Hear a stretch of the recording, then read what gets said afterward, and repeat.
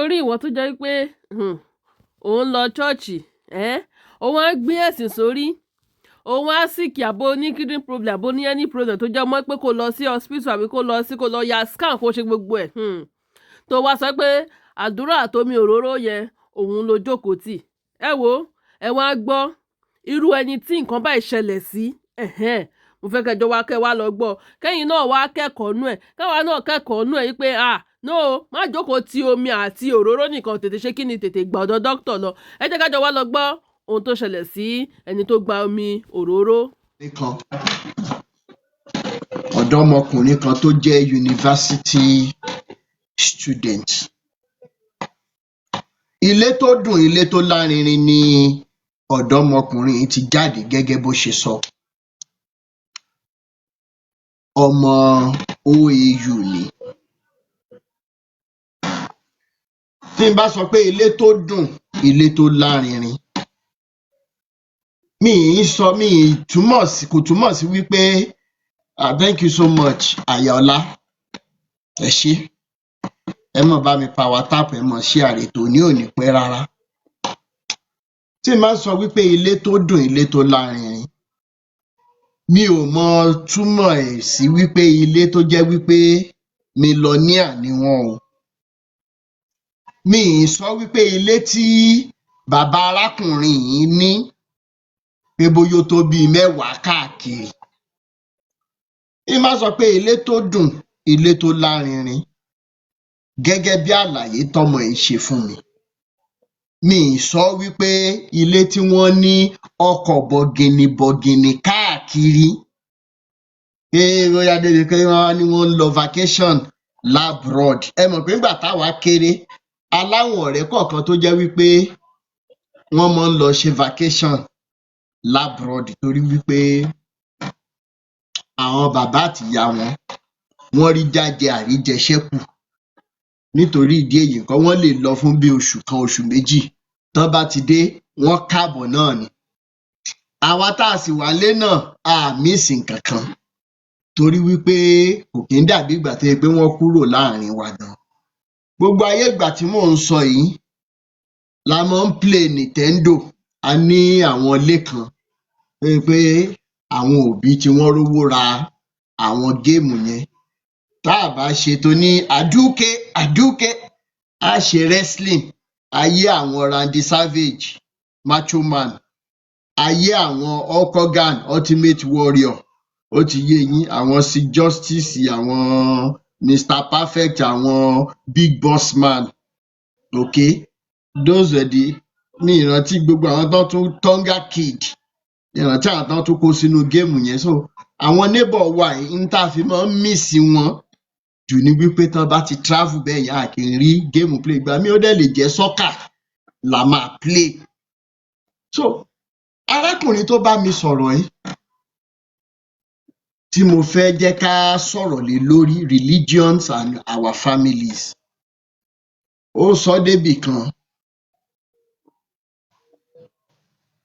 ó sun ẹkún kíkorò. Ó ní Daddy Awíkoko, mo ní yes. Ó ní kí ni experience yín tó fi di wípé ẹ dìde láti máa ṣe nǹkan tẹ́ ẹ̀ ń ṣe. Bóyá tẹ́ ẹ bá share experience yín pẹ̀lú mi, ó ṣeé ṣe kó jẹ́ wípé experience tiyín ó tún lè ran ìgbàgbọ́ tèmi lọ́wọ́, ìgbàgbọ́ tí mi ì ní mọ́ báyìí pé Ọlọ́run wà. At that point ni mo wò pé gbogbo ohun tí mò ń ṣe yẹn kí n tiẹ̀ kọ́kọ́ fi sẹ́gbẹ̀ẹ́ náà, kí n gbọ́ story arákùnrin tó ń sọ wípé kò sí Ọlọ́run. Yálà biblical God ni o, yálà Quranic Allah ni o, yálà Ọ̀pẹ̀lẹ́ìk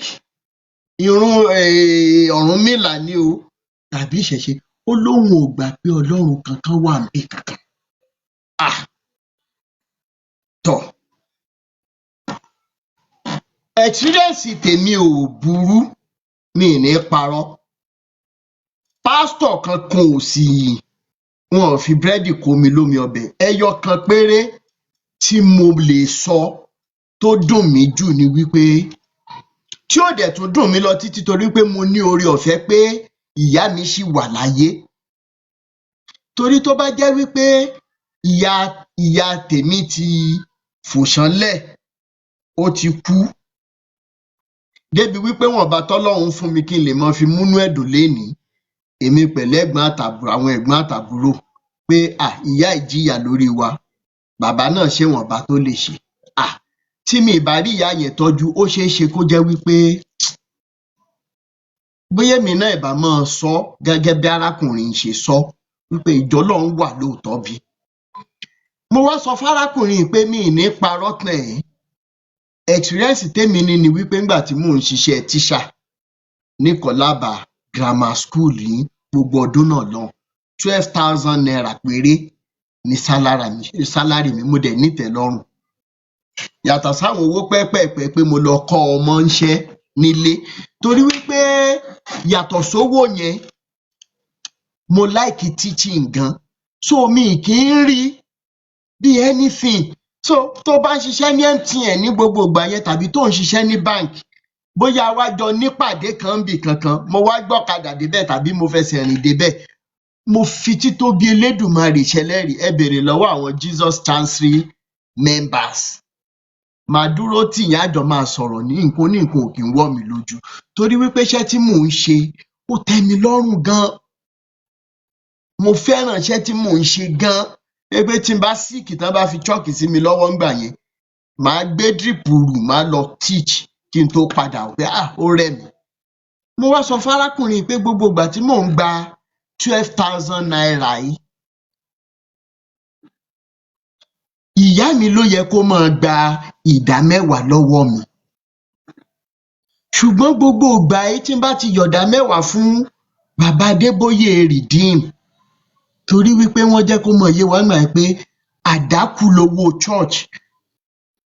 Pastor Kayode that took over from Pastor Austin Ologbese said, and I quote, wọ́n ní níbi tó le dé, wọ́n sọ wípé tí mẹ́mbà bá sick, táwọn bá wá kí mẹ́mbà yẹn ní church pé bóyá àwọn gbéyàn 2 mẹ́ta dìde, wípé níbi tó le dé, wọ́n bá lọ sàn bí 2, mẹ́ta, 4 wá, wọ́n bá ti gbé fẹ́ni yẹn, wọ́n dẹ̀ ṣe prayer. Kí wọ́n tó kúrò ńbẹ̀, kí wọ́n tó ṣe kí ni? Kí wọ́n tó kúrò ńbẹ̀, wọ́n wá sọ fẹ́ni yẹn wípé hello daddy lágbájá, hello mọ́mí lágbájá, àdẹ̀mọ̀ bóyá ẹ lè lágbára o, à ń ṣe project kan lọ́wọ́ ní church, tẹ́ ẹ bá lè náwó sí i, tẹ́ ẹ bá lè bá wa dá sí i. Pastor Kayode said, and I quote, he took over from Pastor Austin Ologbese. Orí wa ò pé ń gbogbo ìgbà yẹn, ọ̀rọ̀ yẹn ò yé wa. Pé èèyàn wà lórí ìdùbúlẹ̀ àìsàn, ẹ̀ tún béèrè pé ṣé kó tún kówó wá. So mo sọ fárákùnrin pé n tó dùn mí jù ni wípé gbogbo ìgbà yẹn, kó jẹ́ ìyá mi ni mò ń yọ 1,200 fún, tí mo lọ sí gáràjì Èkó pé ẹ bá ń kó fún ìyá mi ní ibi báyìí báyìí. Bóyá ayé mi gan ti rọrùn jù báyìí lọ, bóyá mi mo fọwọ́ aago mi sẹ́yìn. Ṣùgbọ́n tí n bá nírú experience yìí, tí mo dẹ̀ mọ̀ how bitter it is, tí ẹ̀yin kọ̀ọ̀kan dẹ̀ ẹ lè bí ẹ̀mí witness wípé gbogbo ìgbà tẹ́ ń ṣe fún pastor, ó burú débi wípé ẹ rojú ráyè bàbá àtìyá yín, débi wípé wọ́n wá ti dẹni àgbégbìn báyìí, ẹ lè tọ́jú wọn. Nígbà tí máa ṣàlàyé tán fún ọmọ yìí, fábúrò mi yìí, ó ní 200 level lòún wà ní OAU. Ó ní àwíkòkòsà, mo ní yes. Ó ní ṣé ká wá sọ wípé ìfẹ́ àwọn ọmọ Nàìjíríà lẹ ní tó báyìí, kẹ́ ẹ fi gbé ọ̀rọ̀ liberation yìí. Mo ní wá nǹkan tó bá ṣẹlẹ̀ ni kó sọ torí ó ti ń lù mí lọ́gọ̀ ẹnu.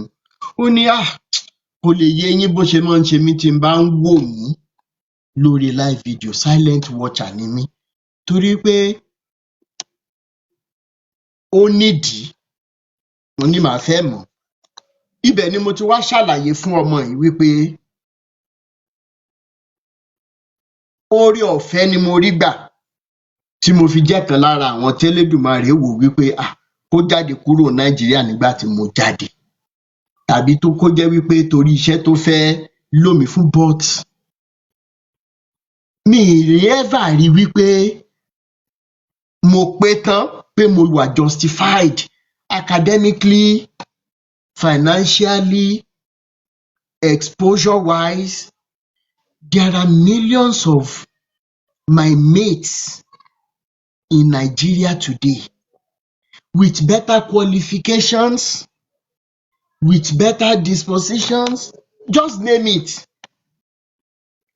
Just name it, career-wise. I'm telling you the truth, that God could have chosen to say, you know what, ìwọ ni mo fẹ́ rán lọ sí ìlú báyìí báyìí, experience ẹ̀ ń bẹ̀ mo wá fẹ́ fi lò ẹ́, mo máa fi experience tó bá níbẹ̀ láti fi tú àwọn èèyàn kan sílẹ̀. There are millions of Nigerians. I am just saying this now so that if you are abroad, ìyẹn wá ń gún ẹ pé ẹni àmọ̀rí ìbá kú, awíkoko mọ́ yọrọ ẹ lẹ́nu, èmi ti bọ́ná. And the best thing tá máa ń ṣe ni wípé ká wá máa wá ya fọ́tò, ká máa show off bí ìgbà tó yẹ pé abroad yẹn gan wá jẹ́ ọ̀run, tí mo dẹ̀ ń jẹ́ kó yé wa wípé kálá lójú inú ni àwa gan la bá máa sunkún fúnra wa jù. Mo wá sọ fábùrò mi, mo ní lórí I feel so emotional fún ọ̀rọ̀ tó jẹ́ kí n máa sọ ìtorí wípé tírú mi ìbá wà Nàìjíríà lénìí, ọ̀rọ̀ mi ìbá dàbí ijó ń bẹ ní ikùn arọ ṣùgbọ́n kò sí ẹsẹ̀. Kí ni mi ìbá máa ṣe nírú àsìkò tí gbogbo ẹ̀ pokú lúrúmuṣu báyìí? Nàìjíríà ti le débi wípé bó o fẹ́ ṣiṣẹ́ gan kò síṣẹ́, bó o lóo lágbára, alágbára máa ń mèrò ní ẹ̀ ní Nàìjíríà lénìí. Situation Nàìjíríà ti sọ alágbára dọ̀lẹ, ó ti sọ ọlọ́gbọ́n di òmùgọ̀. Situation Nàìjíríà ti sọ àwọn òbí di ẹni yẹpẹrẹ níṣojú àwọn ọmọ wọn. Ìwọ àbúrò mi, tí n bá wá nírú opportunity yìí, tí mo mọ̀ wípé àwọn tó better jù mí lọ, àwọn tó dáa jù mí lọ, torí wọ́n pé jù mí lọ, wọ́n ń ráre lọ́wọ́lọ́wọ́ ní Nàìjíríà báyìí. Nigeria has happened to so many of them. Nigeria is still happening to them. Ara àwọn tó ṣe wípé àìsàn kékeré ló ṣe wọ́n kàn dẹ̀ lọ sí hospital, ní tèmi máa take for granted bí báyìí, tí máa ní mo sick, mo dẹ̀ sáré lọ sí hospital, mo jókòó 1 hour, mo ti sáré rí doctor, wọ́n ti pe oògùn fún mi, wọ́n ti ṣe. How many of such opportunities ló wà Nàìjíríà? Àìsàn kékeré ti gba ojú lọ́wọ́ ẹlòmíì ní Nàìjíríà. Accident tí ó ṣe wípé tíjọba bá ṣe nǹkan tó yẹ kí wọ́n ṣe, ó ti gba ẹsẹ̀ lọ́wọ́ ẹlòmíì. So my brother, you will see that I am just doing all of these things to say well, Elédùmarè, mo kàn fẹ́ fi gbogbo òyìn fún ẹ without talking, but through actions wípé tíkú bá dé ó dé náà nìyẹn. After all, most people in Nigeria are living corpses. So if I am seeing this as a great opportunity, because àwọn afáfúngbẹ́mu kọ̀ọ̀kan máa ní wípé torí pé wà lábroad ló ṣe ń sọ̀rọ̀ sáwọn bàbá yìí ṣákálá ló ṣe rò pé bóyá ò lè sọ̀rọ̀ ló ṣe lè. Àwọn ẹbí wọn tó wà lábroad kí náà ń ṣe? mi oppress ẹnì kankan, mi wọ gold chain báwọn family yín ṣe máa ń wọ̀ sọ́rùn or kí n to earring sétí pé àwa la arrive or kí n bọ́ra sílẹ̀ sí kẹ́ rí tattoo kí n wá báàgì ṣòkòtò kí n wá ṣe.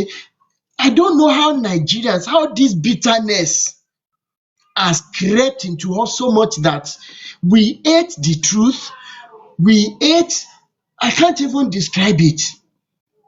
So in all fairness, my being away from Nigeria, I will always see it as the most rare opportunity when I consider people that are better off.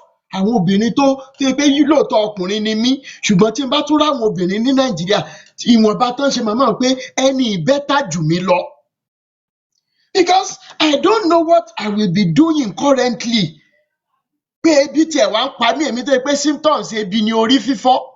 Ṣé mi ní ti lọ kó sódò pé ẹ̀wọ̀ ẹ jẹ́ kẹ́ja jẹ mí kí n kúkú máa lọ kí n lọ tún yàn. Kí n lọ tún yàn. So to everyone in Nigeria today, no matter your status, I am using this opportunity to greet you all, to appreciate you, and to keep encouraging you if you can be encouraged at all. Families and religions. Nígbà tárákùnrin máa wá tẹnu bọ̀rọ̀, ó ní kì í ṣe wípé olówó lọ bẹ́ẹ̀ ṣùgbọ́n Daddy Awikoko, my parents were doing very well. Ṣùgbọ́n nígbà tó di wípé ọ̀rọ̀ religion àtọ̀rọ̀ àwọn pastor tá à ń sọ yìí ó wọlé dé tán. Mr. Rotimi, bí mo ṣe ń bá yín sọ̀rọ̀ yìí, àwa tó jẹ́ wípé àwa mẹ́ta ni dádì àti mọ́mì bí. Tí dádì bá travel, ilé máa dá parapara poropo tí mọ́mì máa ní ṣé torí bàbá yóò ṣe tí dádì bá dẹ̀ tún ti dé báyìí tó bá dẹ̀ jẹ́ pé mọ́mì náà ni ò sí lé dádì máa take over without them feeling it. Pé ìyá máa lọ sí Dubai, wọ́n lọ kọ́jà wá, wọ́n tajà, dádì ní business wọn, everything was going fine. Kí lọ̀rọ̀ fake prophet wọnú ilé wọn sí? Mr. Rotimi, ó le débi wípé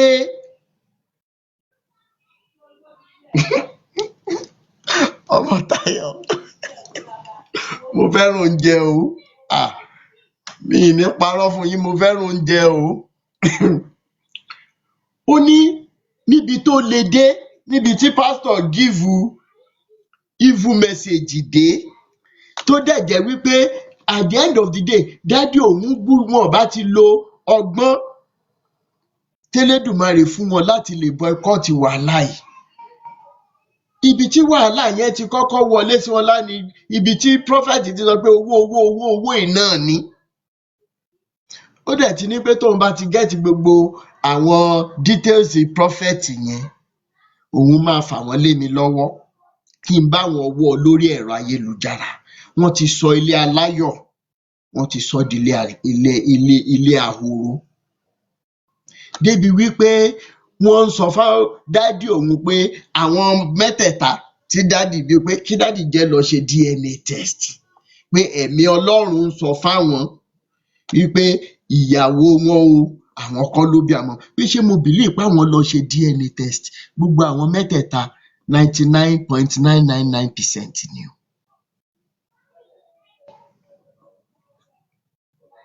Ká wá ní pé ọ̀rọ̀ owó lọ nìkan ni, ìbá dáa, ṣùgbọ́n presently báyìí ọ̀rọ̀ school ò tiẹ̀ ṣe school kò sí mọ́ lọ́rọ̀ òun torí wípé òun ti stop lórí ẹni tó ń sun abẹ́ bridge kì í ra kàlẹ́ndà, òun ti lọ ń kọ́ṣẹ́ torí pé àti dádì o àti mọ́mì o porogodo ayé ti lù fún wọn báyìí lórí ọ̀rọ̀ àwọn wòlíì èké. Ṣùgbọ́n kí n tó máa gbé wa wọlé ká discuss impact of religions on our families.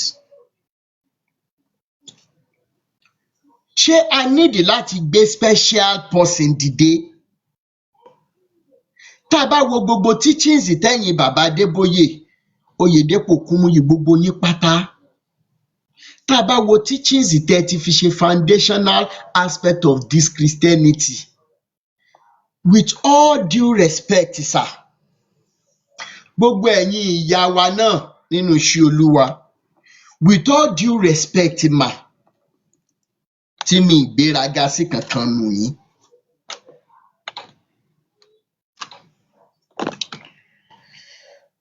Ó ní ìbéèrè kan tí mo fẹ́ béèrè lọ́wọ́ wa. Ǹjọ́ níjọ́ kan tí gbogbo yín yọ̀ sọ́tọ̀, actually màá fi ṣe 2 in 1 question. Is there any day that all of you pastors in Nigeria, is there any special day that all of you have chosen to come out in the open and apologize to Nigerians for the damage you have done to us?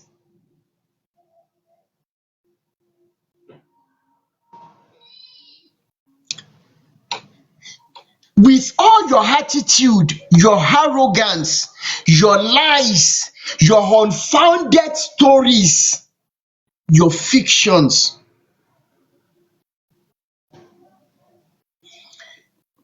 can I ask, pẹ̀lú gbogbo ohun tẹ́ ẹ̀ ń dish out yìí, ẹ má bínú, ǹjẹ́ lóòótọ́ ni ọ̀run wà àti ọ̀run àpáàdì? Ǹjọ́ wà bí? Torí wípé ọ̀rọ̀ ẹnu yín kọ́ la fẹ́ gbọ́ mọ́ báyìí. Ọ̀rọ̀ ẹnu yín kọ́ la fẹ́ gbọ́. The words coming out of your mouths are lies from wherever they are coming from. Ẹ dẹ̀ lè deny ẹ̀. Ẹ lè deny ẹ̀ gan nílé ẹjọ́. Torí wípé tó bá jẹ́ Ọlọ́run tẹ́ ń sọ yìí, he is truly the same yesterday, he is today, and he will forever be the same tomorrow. Bàbá Adébóyè nílùú tó lófin, wọ́n ti sọ fún yín pé kẹ́ wá rìpíìtì handkerchief tó ń jẹ́ kọ́yàn wù. Tọ́yàn ò bá wá léwu, ẹ máa mú handkerchief yẹn tẹ̀lé wa lọ sí cancer center sir.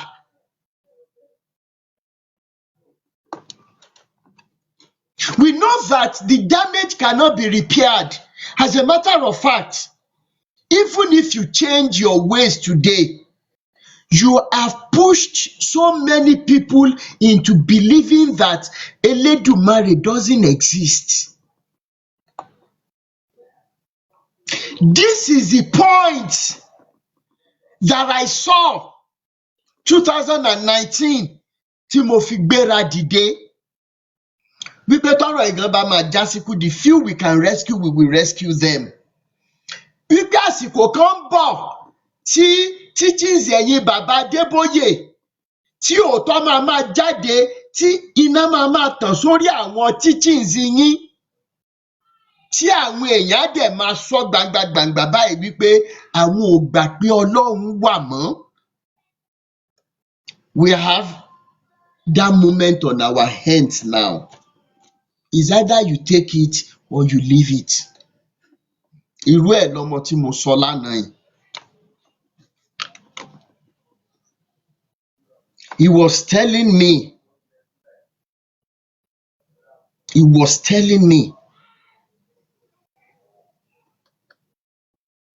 pé òun ò rò pé nǹkan kan wà tán lè sọ fún un. If these men will be getting away with so much, ruin a family because of money, using messages that are not true to wreck homes. And Mr. Rotimi, Jesus or Allah or Orunmila will not tell them or will not even punish them for these lies.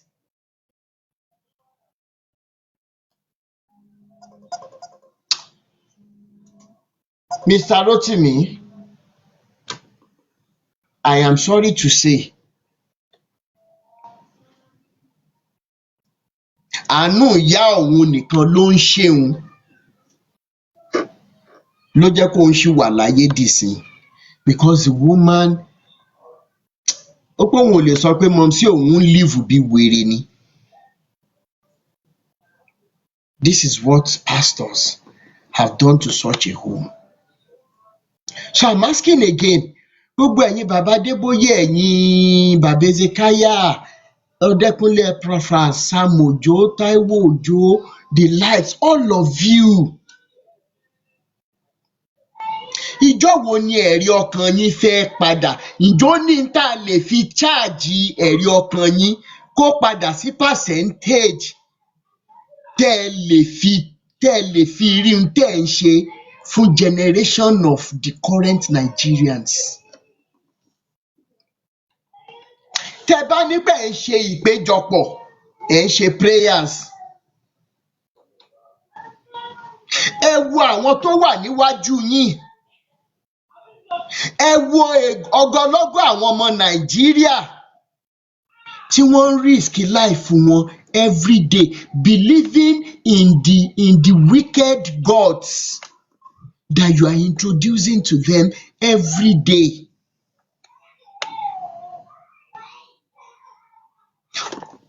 Ẹ dẹ̀ lọ ẹbọ ẹni pé èèyàn méjì ò kì í pàdánù rọ́. Tí àwọn pípù tẹ́ ń parọ́ fún tí wọn ò bá mọ̀, ẹ̀yin tẹ́ ń parọ́ yìí mọ̀. Ibo lẹ ti ń ṣèpàdé ìpàdé aláìlẹ́sẹ̀ ńlẹ̀ tẹ́ máa ń ṣe tó jẹ́ pé outcome ìpàdé gbogbo yín ni ẹni tó lówó jù or ẹni tó máa ba ayé èèyàn jẹ́ jù, because we are seeing it through your actions. How can we have a generation of the same people we looked up to as fathers, only for those fathers to be the same people that have damaged our lives?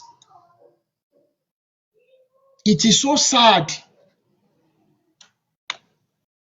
It is very, very sad. It is what? It is very, very sad. Ẹ wo gbogbo àwọn teachings yín from this same book. Tẹ́ bá mú verse kan lénìí, tẹ́ expand ẹ̀, irọ́ náà ló bá dé. Tẹ́ bá mú one verse, irọ́ ló bá dé. Ibi tí ọ̀rọ̀ Bible verse yẹn tó dẹ̀ máa wá land sí, àpò àwọn èèyàn ló máa land sí. Baba Adeboye and co, as the chairperson of this, or as a ringleader of this pastorpreneurship and lies and destruction of foundations and burning of bridges. Baba Adeboye, ẹ̀yin ni ringleader, a lè máa yọnu sọ, a lè máa panu mọ́ sọ. Torí ntẹ́ ẹ bá sọ lábẹ́ gé fún millions of people. Yálà ẹ fi nǹkan dè wọ́n mọ́lẹ̀ ni o, yálà orí tiwọn náà ni ò pé ni. Ìkan máa ṣèkan bẹ̀ torí kò yé wa mọ́. How can the same altar call that so many of us did 30-something years ago, almost 40 years ago, ṣebí preaching la gbọ́njọ́ yẹn, tá a dẹ̀ sunkún wá síwájú pẹpẹ, tán ń bẹ ẹlòmíì tí omi ẹkún ò dá lójú ẹ̀. Ṣebí altar call yẹn náà lẹ́yìn Baba Adeboye sọ di at the count of 10 If you want to give your life to Christ, run to the front. Altar call yẹn lẹ máa bẹ̀rẹ̀ sí ní ka 1, 2, 3, 4. Let somebody shout hallelujah. My father says there is somebody here. Tẹ́ bá dẹ̀ tó ti ju lamba yẹn sílẹ̀. 6, 7. If you're coming, you have to be fast. Jesus is waiting for you. Ẹ máa wá bẹ̀rẹ̀ ẹ máa ní the same Jesus tẹ́ ní káwọn èèyàn wá fàyè wọn fún tó jẹ́ pé ẹ̀yin nìkan lẹ mọ Jésù yẹn. Bàbá Adébóyè. Ẹ wo àwọn ọmọ tẹ́ ẹ bí sílẹ̀ nínú ìjọ káàkiri. Ẹ wo àwọn ọmọ tẹ́ ẹ bí sílẹ̀ nínú ìjọ káàkiri. Ẹ wò bọ́n ṣe spread káàkiri tí wọ́n gan tún wá máa wá le ju titi yín lọ àfi tá a bá múra. If Jesus could bring somebody like me from Ifewara who didn't have shoes to go to school, who couldn't start school at the right age, and at the end of the day, he has elevated me to a point where I can knock on any door.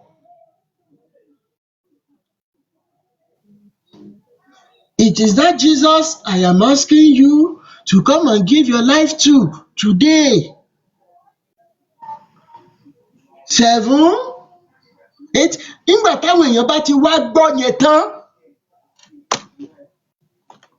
wọ́n á máa wá rọ́ọ̀ṣì bọ̀ pé àwọn fẹ́ wá fayé àwọn fún Jésù tó lè fúnyàn lówó àti private jet. Ìpìlẹ̀ táwa dẹ̀ bá ńlẹ̀ ó ju ọ̀rọ̀ owó àti ọrọ̀ ayé lọ. Ẹ já mi tí n bá ń parọ́.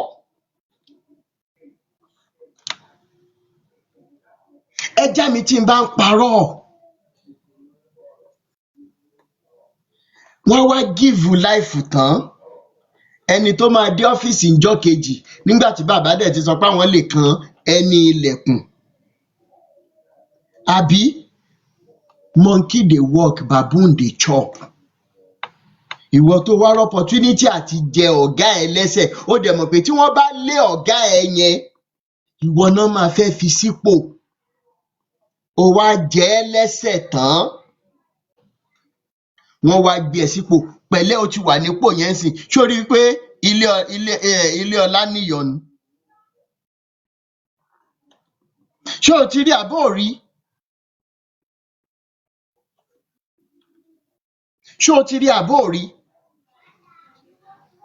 O tún wá lọ give testimony pé ìgbà tí wọ́n ti sọ pé o give life ẹ fún Jésù báyìí láyé ẹ ti ń dáa. Ṣùgbọ́n o sọ details bó o ṣe gba promotion yẹn. Ìwà àǹtí ọ̀gá ẹ̀ tó o bá sùn kan tó bẹ sign paper yẹn, ǹjọ́ give ẹ̀ mọ́ testimony. O ò sọ mọ́rọ̀. Mélòó nínú gbogbo àwọn messages tí gbogbo ẹ̀yin bàbá ẹ̀ ti gbé sílẹ̀, ẹ wo ibi tí ara Olúwa dé lénìí. Time will not permit us to expatiate on all the damages tẹ́ ẹ ti ṣe because of one thing, because of selfishness. Gbogbo ẹ̀yin tẹ́ wà lórí péjì mi lénìí, tẹ́ fẹ́ wá nira yín lára, òkú lẹlẹ́ja tẹ́ ẹ mọ̀ fi ọwọ́ ọmọ yín gbé ọmọ sinmi. Àyàfi tí ìbá yẹ pé bóyá gbogbo tá à ń sọ ìwòtọ́ ni. Àyàfi tó bá jẹ́ wípé àwọn bàbá ẹ̀ fúnra wọn ò mọ̀ wípé in táwọn ń ṣe ò dáa. At the expense of the poor, they are living large. Àti Fẹ́mídé ni o, àtiwọ́ tó jẹ́ Portugal ni o, àtiwọ́ tó jẹ́ Prince kìnìkan, gbogbo nǹkan tẹ́ ẹ bá gbójúlé tó jẹ́ ìdùnnú, ó ti bẹ̀rẹ̀ sí ní di ìbànújẹ́ fún yín. You have your platforms, you can go and promote anybody. bàbá ńlá kú bàbá yín ò ra fóònù or data or anything fún mi ṣùgbọ́n gbogbo ohun tẹ́ ẹ bá dáwọ́ lélẹ̀ tẹ́ ẹ bá wà ń ta nígbà tẹ́ ẹ bá máa fi délé ìbànújẹ́ lẹ máa bá ń lé gbogbo yín pátá ẹ̀yin olòṣì olórí burúkú ó ń dọ̀tí onírọ́ yìí.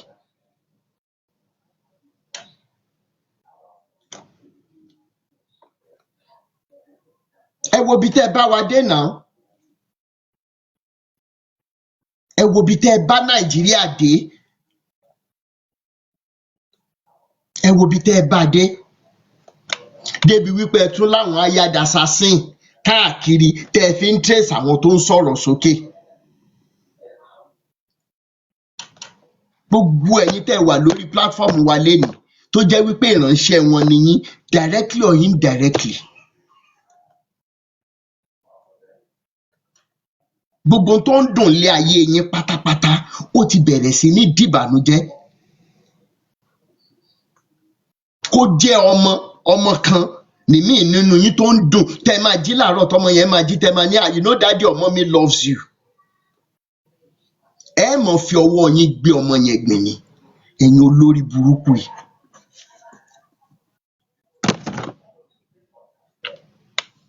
How did we get here? That religion has now been the number one problem that we are having in that nation, a nation that is so blessed. We are not going to be talking about natural and artificial resources, even human resources. Despite all the resources, we are now using religions to breed laziness. Alebi ń pa wá. But our brothers and sisters are willing to be praying. Nobody is ready to go. Ká ní mi ṣe ni, ẹ lè blame mi pé kí ni mo ṣe. I bought acres of land. I got acres of land. I still have all the pictures and videos. Ẹ jẹ́ ká tún fi dáko. Ẹ̀yin báyìí, ẹ lè máa fi dáko bí ìbéèrè owó lọ́wọ́ yín. Iye tẹ́ bá nídìí láti fi impute, ẹ fẹ́ ra raw materials, ẹ fẹ́ ṣe kínní, màá tún ṣe fún yín. A dẹ̀ gbin ẹ̀gẹ́ àti àgbàdo.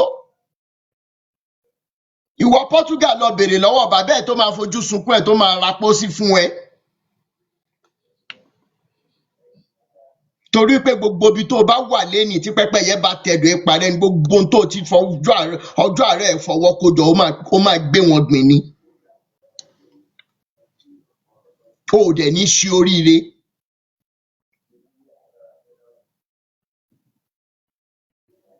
Kì í ṣọ̀rere. Gbogbo ohun tó ń dùn lé ayé ẹ̀ ti bẹ̀rẹ̀ sí ní parẹ́. Èmi Péǹdì o ò mọ̀ mi ṣá mélòó rúnú yín láti 2018 o rò wípé títí ẹ̀ yìí máa jẹ́ the first one. Àwọn pastors tó jáde lánàá dá ẹ̀ béèrè pé bóná wà. A wá fẹ́ lọ harvest cassava àti corn níjọ́ náà lọ. How many of you saw that video where I was cutting?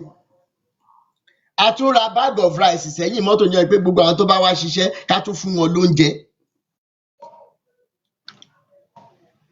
Finally, a pè kínní àwọn wà lórí òkè wọ́n ń pray lọ́wọ́.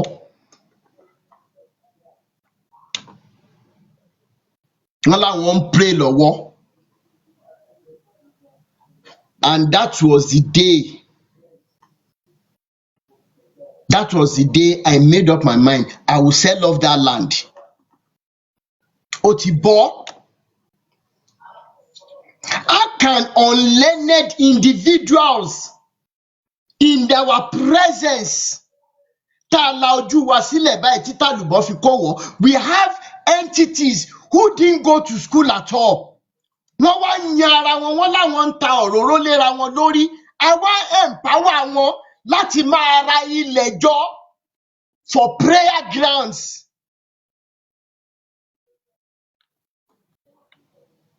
Àwa lèbi ń pa wá. Oyèdépò tún lòún gbé another one sílẹ̀. Ẹ̀yin ọmọ winners ń pàtẹ́wọ́ at the expense of your future.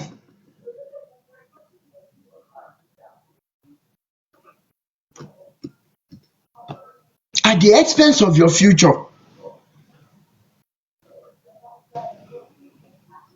Ẹ wá ní àwọn ọmọ wa ń ṣaṣẹ́wó, àwọn ọmọkùnrin ń gbé àwọn ọmọbìnrin wọn fi wọ́n ṣe yahoo yahoo. Màrìwò lẹ́rí ẹ̀ tí ì rọpẹ́.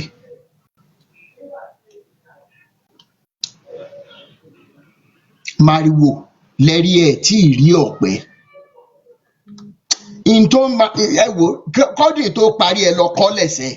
Eléyìí ṣe prọfẹ́sì àrùn ojú ni kì í ṣàrùn mú. Eléyìí ò ní ìrìkà bọ̀ sọ pé Ọlọ́run sọ fún mi, èmi Ọlọ́run ò sọ nǹkan kan fún mi, mo sọ ni.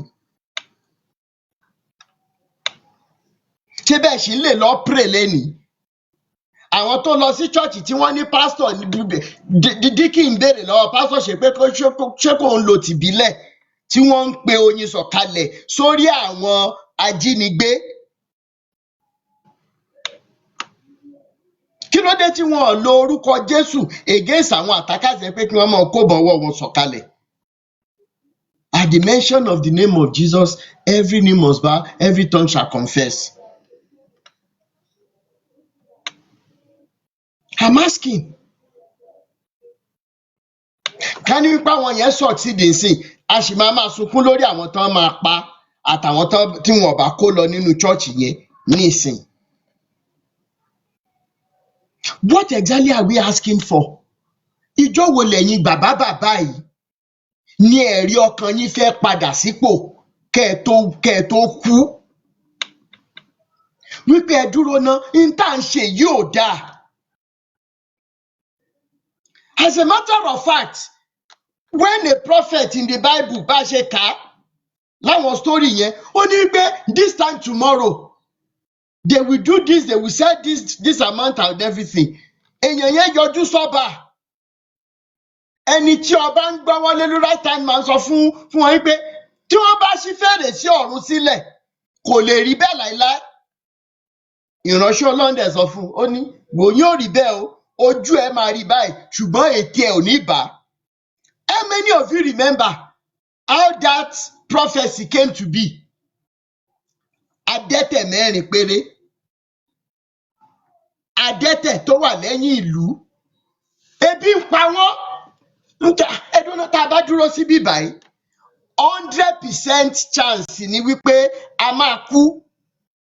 Ṣùgbọ́n tá a bá lọ sí kámpù àwọn Samaria yìí, 50-50 ni, is either kí wọ́n pa wá tàbí kí wọ́n fún wa lóúnjẹ, so àti reduce the probability of dying.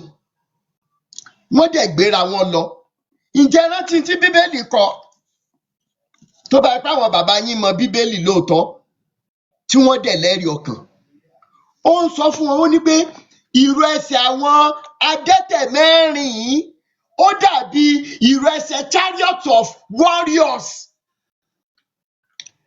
Àwọn aráàlú yẹn gbogbo nǹkan tí wọ́n ní pátá ni wọ́n fi sílẹ̀, wọ́n sá lọ. Wọn ò wá sá lọ nìkan, àwọn adẹ́tẹ̀ yẹn wá wọnú ìlú, wọ́n wá ń jẹ, wọ́n mu. Ṣùgbọ́n nígbà tí wọ́n jẹ débì kan, wọ́n ní ẹ dúró ná, what we are doing is not good. What we are doing is not good. Is it not better that we go back and report to the king? They had conscience. Àbí bí wọ́n ṣe kọ́, torí ń tẹ́ ẹ mọ̀ láàfin mọ́ fún yín ní wọ́jẹ, ẹ sì mọ́ jẹ́ ni ní gbogbo ẹ̀yin bàbá ẹ̀ pátápátá. Ìjọ́ wo ni ẹ̀rí ọkàn ti yín ló fẹ́ jump into action? What day lẹ máa sọ fún àwọn èèyàn wípé ẹ jókòó sílé yín kò sí program? We have deceived you enough. We have damaged your lives enough. We have wrecked homes enough. We have made you people's children to become ọmọ ògbóró. Àwa la fà á tí prostitution ṣe hide ní Nàìjíríà. We are sorry. Let us start rebuilding this nation.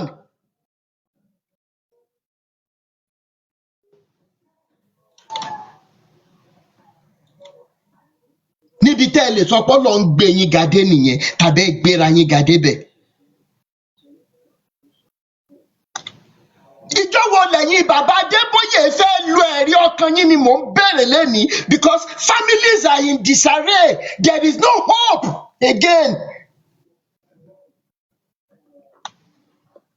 There is no hope unless we are deceiving ourselves. Ìjọ́ wo ni Táíwò Òjó fẹ́ dìde sọ wípé kò sí ogun ìkóríta kan níbì kankan?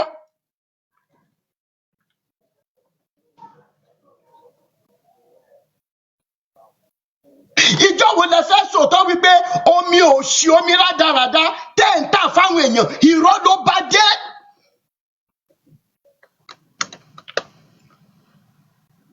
Ṣebí lórí ọrọ̀ ayé náà ni tí ò já mọ́ nǹkan kan?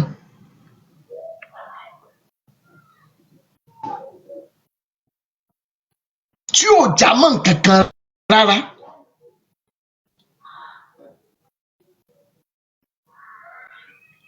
Ọrọ̀ ayé báyìí gbogbo ẹ̀ pátá. Ẹ pẹ̀lẹ́, wọ́n ti fi signature yín sí ara private jet. Ìlànà tẹ́ẹ̀dẹ̀ fi lélẹ̀ òun ni àwọn younger pastors ń dìde ni wọ́n ń bá.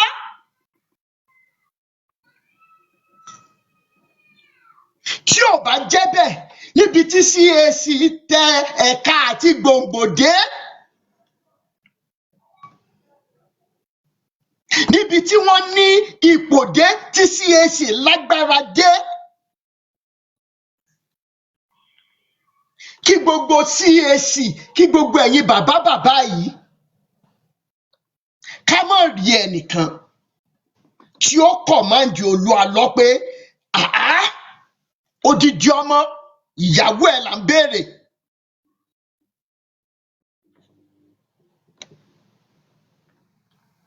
Ká má rí ẹnìkan. And there is only one explanation for this lack of conscience.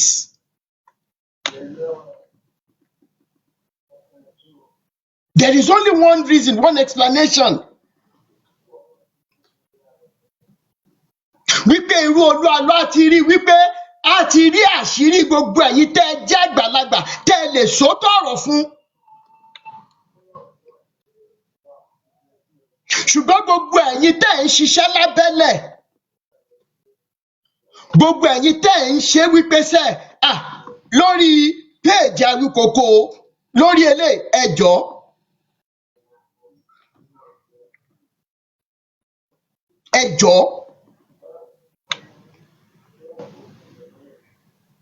wípé ó di dandan kí Olúwa lọ mú Ìyábọ̀ jáde wá fún ìyá ẹ̀ kíyà ẹ̀ tó dẹni àná. Gbogbo orú ẹ̀yin báyìí, Elédùmarè ó mọ̀ gbà fún yín.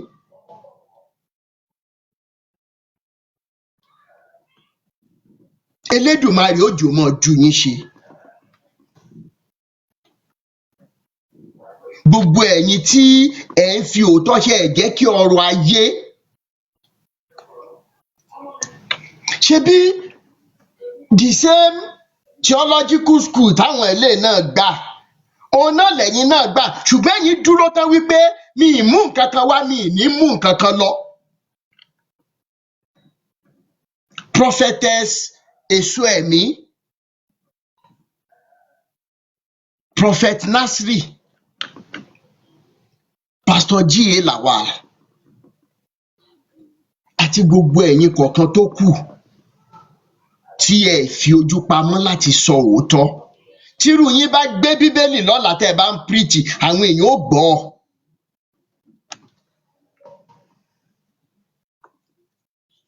Àwọn èèyàn máa gbọ́.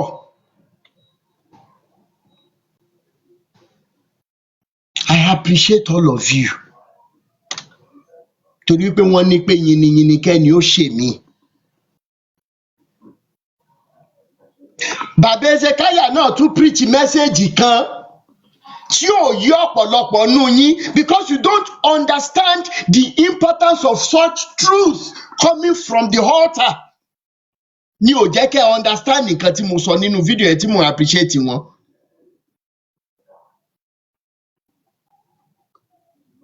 A lè máa jà ṣùgbọ́n tá a bá ti róòtọ́ ká sọ ọ́.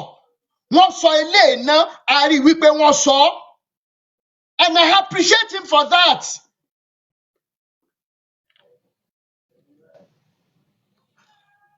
Tá a bá ń gbọ́rọ̀ àwọn messages yẹn from the altar instead of ọ̀rọ̀ ayé ṣàṣàgbùdọ̀ níní, maybe it will not be this bad.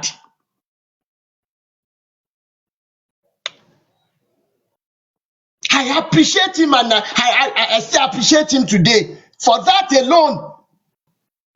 Is it not the same Baba Ezekiah tí arábìnrin yẹn àlẹ́jì pé wọ́n ṣe? Mo dẹ̀ gbé síta. Mo dẹ̀ tún gbọ́ mẹ́sẹ̀gì wọn tó mú mi rántí àná wípé àwọn mẹ́sẹ̀gì tá à ń gbọ́ lélẹ̀ ńgbà yẹn tínú wa ń dùn náà.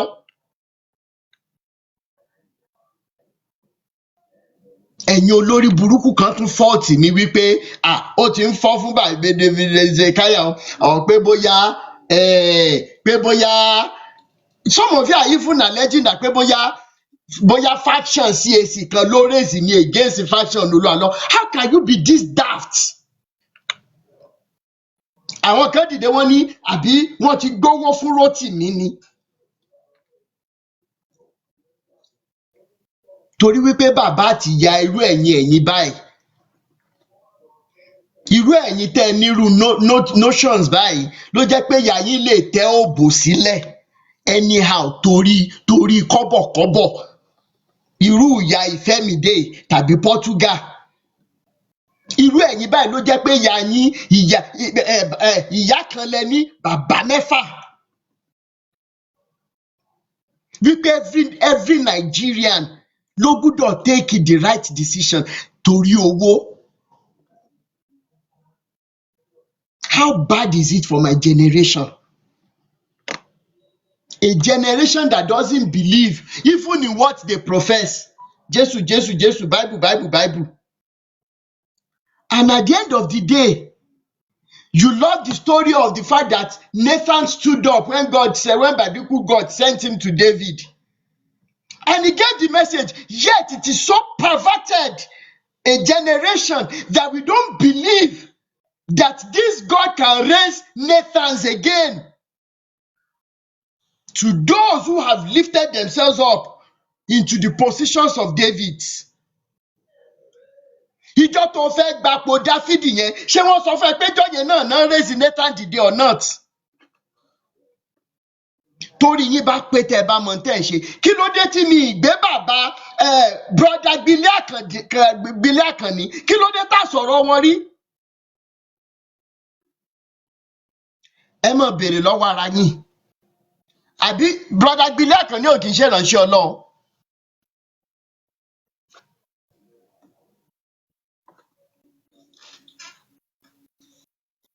Àbí wọn kì í ṣe?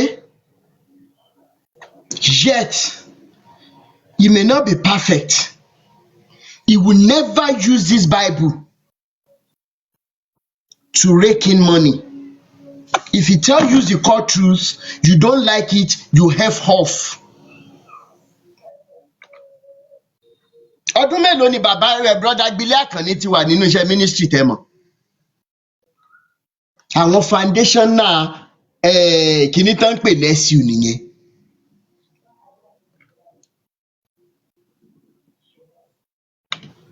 Irú àwọn Ìfẹ́mìdé àti Portugal àwọn oníyàá kan bàbá mẹ́fà ni wọ́n.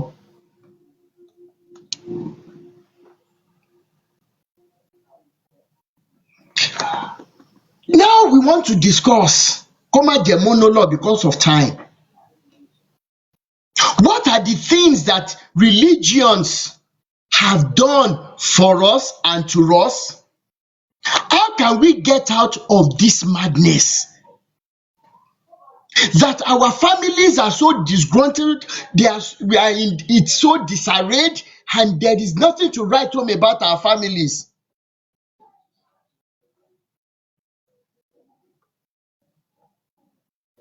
because tí ògiri ò bá lanu sílẹ̀, ògiri fámílì ò bá lanu sílẹ̀, irú àwọn aláǹgbá olú alọ́ ò ní wọbẹ̀.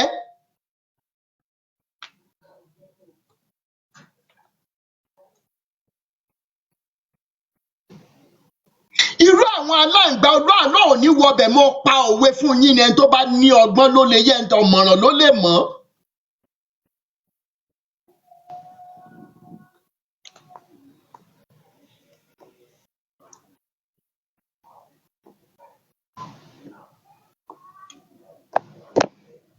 What am I saying? Families have been broken down so badly in our societies that I don't know if there is a way out. Irú ẹ̀ ni story ọmọ tí mò ń sọ fún yín. It is the body of Christ that has pushed this boy into believing that pé kò sọ́lọ́run o, tọ́lọ́run bá wà kò ní gbà kírú nǹkan báyìí ṣẹlẹ̀. Bí mo ṣe fẹ́ wọ orí live video lánàá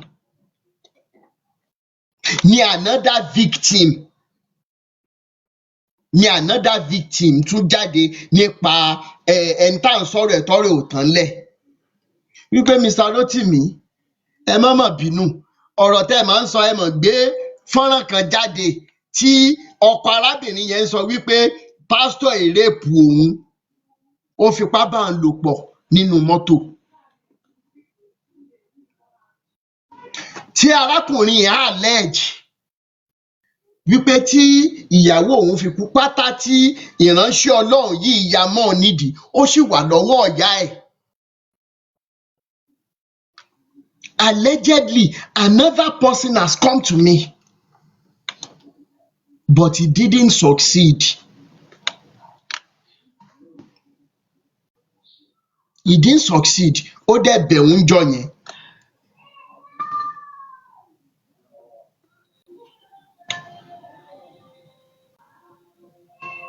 Body of Christ. What is the way forward? If there is hope at all. So if you're coming up, ẹ jọ̀ọ́ understand the question mi dada and let us stay.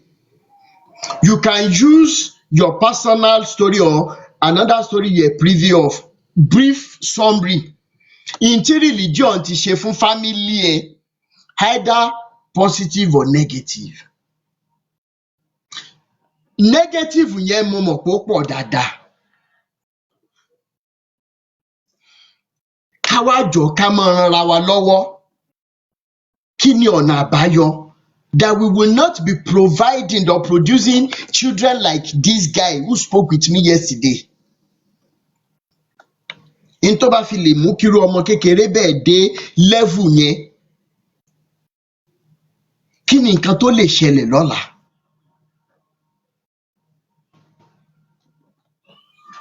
Kí ni tó lè ṣẹlẹ̀ lọ́la? Ẹ jẹ́ mọ́ gbé wa wọlé níkọ̀ọ̀kan.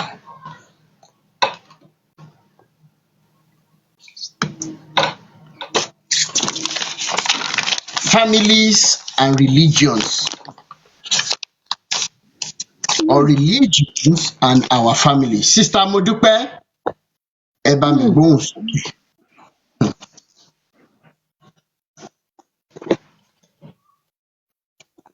Ṣé ẹ wà ńbẹ̀?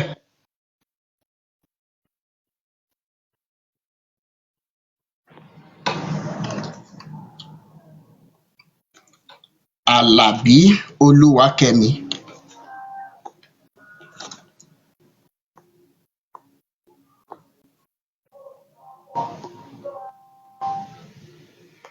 Mo rí Empress nsìn.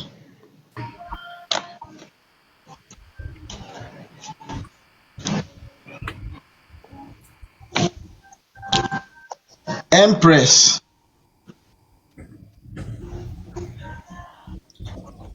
Gbégbáajé, ṣé ẹ wà ńbẹ̀ mà? Ṣé network ni àbí? Writing. Writing.